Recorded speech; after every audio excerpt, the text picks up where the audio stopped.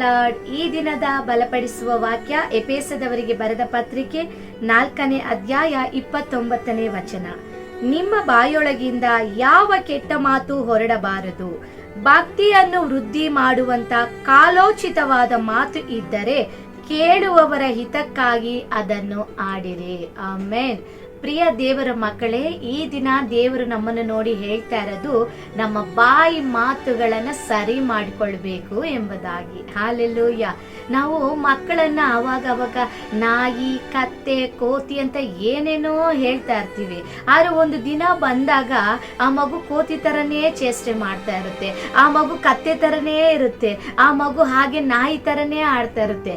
ಆಗ ಅಂತೀವಿ, ಯಾಕಪ್ಪ ಈ ತರ ಆಗೋಗ್ಬಿಟ್ಟ ಅಂತ ಹೇಳ್ಬಿಟ್ಟು ಕೆಲವರು ಸೇವಕರುಗಳ ಹತ್ರ ಬಂದು ಹೇಳಿ ಪ್ರಾರ್ಥನೆ ಮಾಡಿಸ್ಕೊಳ್ತಾ ಇರ್ತಾರೆ. ಹಾಲೆಲೂಯ. ಅದು ಹೇಗ್ ಬಂತು ಗೊತ್ತಾ? ನಿನ್ನ ಬಾಯಿಂದಲೇ, ನಿನ್ನ ಮಾತುಗಳಿಂದಲೇ. ಯಾವಾಗ ನೋಡಿದ್ರು ಅವನ ಕತ್ತೆ, ನಾಯಿ, ಕೋತಿ, ಹಾಲೆಲೂಯ ಏನೇನೋ ಹೇಳ್ತಿದ್ದೆ ಅಲ್ವಾ. ಜ್ಞಾನೋಕ್ತಿಗಳಲ್ಲಿ ದೇವರ ವಾಕ್ಯ ಈ ರೀತಿಯಾಗಿ ಹೇಳುತ್ತದೆ, ಜೀವ ಮರಣಗಳು ನಾಲಿಗೆ ವಶ ಎಂಬುದಾಗಿ. ನೀನು ಜೀವವನ್ನ ಮಾತಾಡಿದ್ರೆ ಜೀವ ಬರುತ್ತೆ, ನೀನು ಮರಣವನ್ನ ಮಾತಾಡಿದ್ರೆ ಮರಣವಾಗುವಂತ ಕಾರ್ಯಗಳೇ ಬರುತ್ತೆ. ಹಾಲೆಲೂಯ.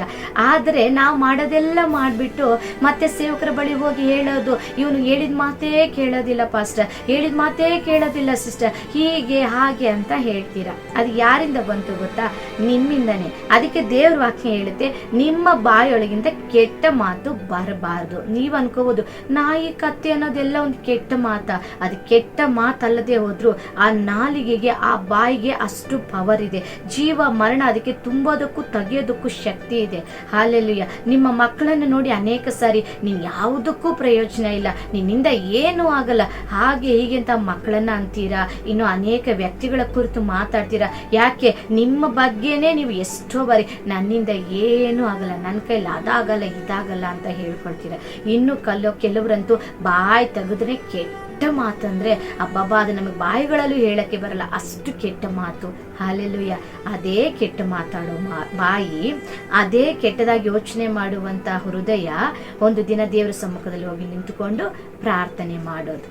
Hallelujah, hallelujah. ಅದೇ ಹೃದಯದಲ್ಲಿ ಕೆಟ್ಟ ಯೋಚನೆ ಮಾಡಿರ್ತೀಯ, ಆಗ ಅದೇ ಹೃದಯದಲ್ಲಿ ಒಳ್ಳೇದಾಗಬೇಕು ಅಂತಲೂ ಯೋಚನೆ ಮಾಡ್ತೀಯ. ಆದರೆ ಈ ಬಾಯಿ ಮಾತಾಡೋದೆಲ್ಲ ಕೆಟ್ಟದೆ, ಎಲ್ಲ ಕೂಡ ನೆಗೆಟಿವ್. ಇನ್ನಾಗಲ್ಲ ಹೋಗಲ್ಲ ಅದು ಇದು ಅಂತ ಮಾತಾಡೋದು, ಕೆಟ್ಟ ಮಾತು ಮಾತಾಡೋದು, ಗುಣಗುಟ್ಟೋದು, ಹಾಗೆ ಹೀಗೆ ಬಾಯಿ ಇಷ್ಟ ಬಂದಾಗಿ ಬಿಟ್ಬಿಡೋದು. ದೇವರ ವಾಕ್ಯ ಈ ರೀತಿಯಾಗಿ ಹೇಳುತ್ತೆ, ಸ್ತುತಿಯು ಮತ್ತೆ ಶಾಪ ಒಂದೇ ಬಾಯಲ್ಲಿ ಬರುತ್ತೆ. ಹಾಲೆಲೂಯ. ಆಗ ಸಿಹಿ ನೀರು ಮತ್ತೆ ಕಹಿಯಾದ ನೀರು ಒಂದೇ ಊಟೆಯೊಳಗಿಂದ ಬರುತ್ತೆ. ಅಲ್ಲೆಲ್ಲೂಯ್ಯ. ನೀವೇ ಯೋಚನೆ ಮಾಡಿ, ಆ ರೀತಿ ಇದ್ರೆ ಏನಾಗುತ್ತೆ? ಸಿಹಿ ಇರೋದು ಕಹಿ ಆಗ್ಬಿಡುತ್ತೆ ಅಲ್ವಾ, ಒಳ್ಳೇದು ಕೂಡ ಕೆಟ್ಟದಾಗ್ಬಿಡುತ್ತೆ. ಆದ್ರೆ ಫಸ್ಟ್ ಬದಲಾಗಬೇಕಾಗಿರೋದು ನಿನ್ನ ಬಾಯಿನ ಮಾತುಗಳು. ಕೆಟ್ಟ ಮಾತಾಡ್ತಾ ಇದೆಯಾ, ದಯವಿಟ್ಟು ಸ್ಟಾಪ್ ಮಾಡಿ. ಅಲ್ಲೆಲ್ಲೂಯ್ಯ. ಅಥವಾ ನೆಗೆಟಿವ್ ಆಗಿ ಮಾತಾಡ್ತಾ ಇದ್ದೀರಾ, ಅದನ್ನು ಸ್ಟಾಪ್ ಮಾಡಿ. ಮಕ್ಕಳನ್ನು ನೀವು ಈ ನೆಗೆಟಿವ್ ಆಗಿ ಮಾತಾಡ್ತಾ ಇದ್ದೀರಾ, ಅದನ್ನು ಸ್ಟಾಪ್ ಮಾಡಿ. ನಿಮ್ಮ ಮಕ್ಕಳು ಓದ್ತಾ ಇಲ್ವಾ, ನಿಮ್ಮ ಮಕ್ಕಳ ಕೈಲಿ ಏನೂ ಆಗ್ತಾ ಇಲ್ವಾ, ಅವ್ರನ್ನ ಎಂಕರೇಜ್ ಮಾಡಿ. ನಿನ್ನಿಂದ ಸಾಧ್ಯ, ದೇವರು ಮಾಡ್ತಾರೆ, ಆ ರೀತಿಗೆ ಪಾಸಿಟಿವ್ ಆಗಿ ಮಕ್ಕಳನ್ನ ಎಂಕರೇಜ್ ಮಾಡಿ. ಮತ್ತೆ ನಿಮ್ಮನ್ನು ಕುರಿತು ನೀವೇ ಧೈರ್ಯ ತುಂಬಿಕೊಳ್ಳಿ. ನನ್ನಿಂದ ಸಾಧ್ಯ, ನನ್ನನ್ನು ಬಲಪಡಿಸುವ ಆತನಲ್ಲಿ ಇದ್ದುಕೊಂಡು ನಾನು ಎಲ್ಲದಕ್ಕೂ ಶಕ್ತನೆಂಬುದಾಗಿ ಫಿಲಿಪ್ಪನು ಬರೆದ ಪತ್ರಿಕೆಯಲ್ಲಿ ದೇವರ ವಾಕ್ಯ ಹೇಳುತ್ತೆ. ಆ ರೀತಿಯಾಗಿ ಈ ಬಾಯಿ ಒಳ್ಳೇದಕ್ಕೆ ಬಿಟ್ಕೊಡ್ರಿ, ಆದ್ರೆ ಕೆಟ್ಟದ್ ಮಾತಾಡೋಕ್ಕೂ ಬಿಟ್ಕೊಡ್ಬೇಡ್ರಿ, ಪ್ರಯೋಜನ ಇಲ್ದಿರೋದನ್ನ ಮಾತಾಡೋದಕ್ಕೂ ಬಿಟ್ಕೊಡ್ಬೇಡ್ರಿ, ನೀವು ಆಗಲ್ಲ ಹೋಗಲ್ಲ ಅನ್ನೋದನ್ನ ಮಾತಾಡೋಕ್ಕೂ ಬಿಟ್ಕೊಡ್ಬೇಡ್ರಿ. ಈ ಬಾಯಲ್ಲಿ ಯಾವಾಗಲೂ ಸ್ತುತಿ ಇರಲಿ, ಯಾವಾಗಲೂ ಪ್ರಾರ್ಥನೆ ಇರಲಿ, ಯಾವಾಗಲೂ ಒಳ್ಳೇದನ್ನೇ ಮಾತಾಡ್ತಾ ಇರಲಿ. ಹಾಲೆಲೂಯ.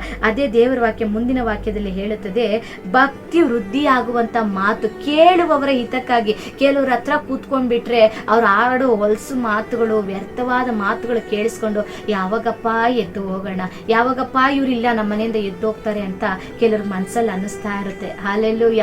ಆದ್ರೆ ನಾವು ಕೂತಿರುವಾಗ ಯಾವಾಗ ಎದ್ದೋಗ್ತೀವಿ ಅಂತ ಯಾರು ಎದುರು ನೋಡಬಾರ್ದು. ಅಪ್ಪ ಇವ್ರು ನಮ್ಮ ಜೊತೆ ಕೂತ್ಕೊಂಡ್ರೆ ಇನ್ನೂ ಸ್ವಲ್ಪ ಹೊತ್ತು ಚೆನ್ನಾಗಿರುತ್ತೆ ಅಂತ ಅವ್ರಿಗೆ ಆಸೆ ಆಗ್ಬೇಕು. ಯಾಕೆ ಗೊತ್ತಾ? ನಮ್ಮ ಬಾಯಲ್ಲಿ ಭಕ್ತಿಯನ್ನ ವೃದ್ಧಿ ಮಾಡುವ ಮಾತುಗಳು ಬರಬೇಕು. ಹಾಲೆಲೂಯ.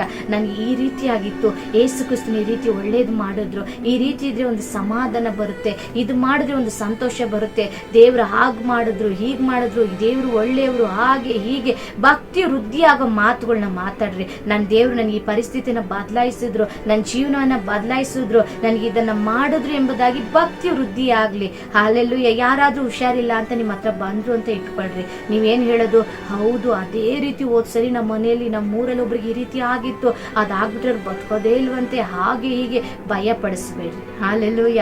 ನಿಮ್ಮ ಕೈಲಾದ್ರೆ ಒಳ್ಳೇದಾಗಿ 2 ಮಾತು ಮಾತಾಡ್ರಿ. ಅಮ್ಮನ ಪ್ರಾರ್ಥನೆ ಮಾಡೋಣ, ದೇವ್ರು ನಿಜವಾಗ್ಲೂ ನಿಮ್ಮನ್ನ ಬಲಪಡಿಸ್ತಾರೆ. ಖಂಡಿತವಾಗಿ ದೇವರಿಗೆ ಸಾಧ್ಯ. ಇದೆಲ್ಲ ಏನು ಆಗೋದಿಲ್ಲ, ಇದು ತುಂಬಾ ಚಿಕ್ಕ ವಿಷಯ.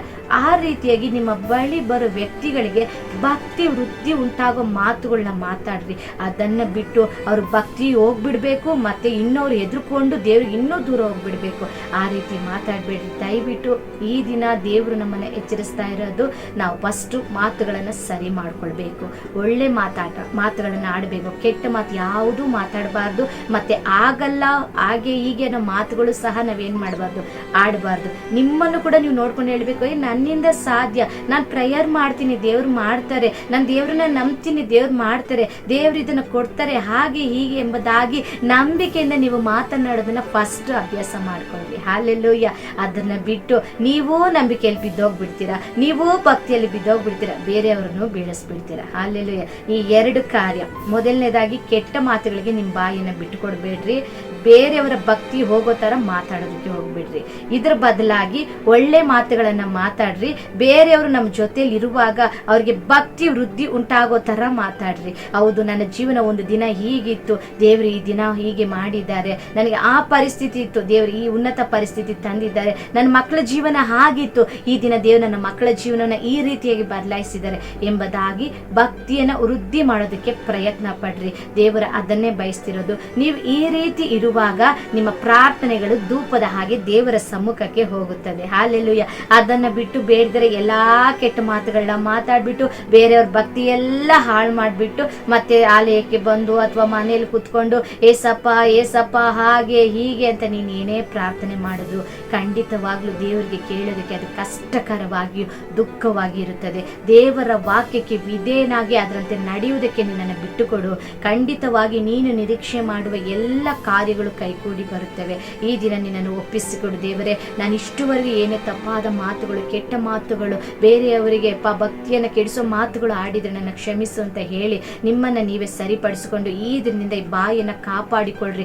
ಒಳ್ಳೆಯದನ್ನು ಮಾತಾಡ್ರಿ, ಬೇರೆಯವರ ಭಕ್ತಿಯನ್ನು ವೃದ್ಧಿ ಮಾಡುವಂಥ ಮಾತುಗಳು ಮಾತಾಡೋದಕ್ಕೆ ಪ್ರಯತ್ನ ಮಾಡ್ರಿ. ಖಂಡಿತವಾಗಿ ದೇವರು ನಿಮ್ಮನ್ನು, ನಿಮ್ಮ ಕುಟುಂಬಗಳ, ನಿಮ್ಮ ಎಲ್ಲ ಕಾರ್ಯಗಳನ್ನು ಆಶೀರ್ವದಿಸಿ ನಿಮ್ಮೊಂದಿಗಿದ್ದು ನಡೆಸ್ತಾರೆ. ದೇವರಿಗೆ ಇಷ್ಟವಾದದನ್ನು ನಾವು ಮಾಡಬೇಕಾದ್ರೆ ಖಂಡಿತವಾಗಿ ಆಶೀರ್ವಾದಗಳು ನಮ್ಮನ್ನು ಹುಡುಕಿ ಬಂದೇ ಬರುತ್ತವೆ. ಕರ್ತ ನಿಮ್ಮನ್ನು, ನಿಮ್ಮ ಕುಟುಂಬಗಳನ್ನು ಆಶೀರ್ವದಿಸಲಿ. Praise the lord. God bless you.